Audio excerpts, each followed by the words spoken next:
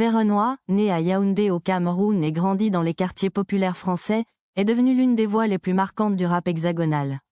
Son parcours est celui d'un combat pour exister, pour s'exprimer, et pour transmettre.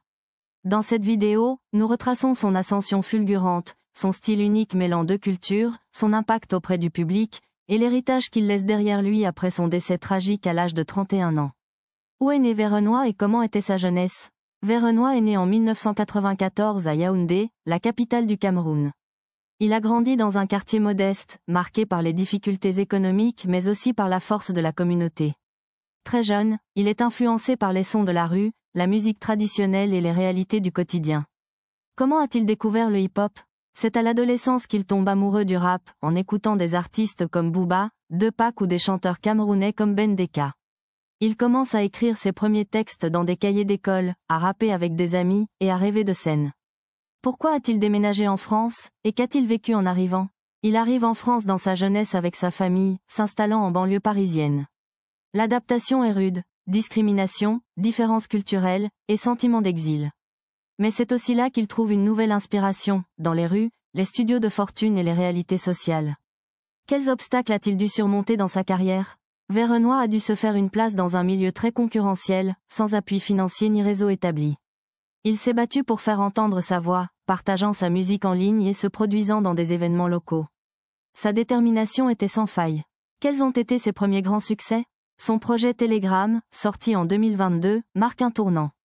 Sa voix éraillée et ses textes poignants attirent l'attention. Des collaborations avec des figures du rap français comme Nino, Lacrim ou Maes propulsent sa notoriété à un autre niveau.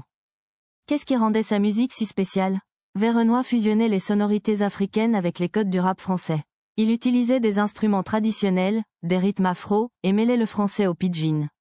Cette identité hybride touchait un large public et offrait une nouvelle couleur au rap hexagonal. Ses textes abordaient-ils des thèmes sociaux? Oui, profondément. Il dénonçait les injustices, la violence policière, le racisme, la précarité. Ses morceaux étaient porteurs de messages forts, avec une dimension engagée. Il n'était pas seulement un artiste, mais aussi une conscience. Quel lien avait-il avec son public? Verenoy parlait vrai, et ça touchait les gens. Il échangeait souvent avec ses fans sur les réseaux sociaux, partageait leurs messages, et participait à des événements de quartier. Il était proche de ceux qu'il représentait dans ses chansons. Que préparait-il avant son décès?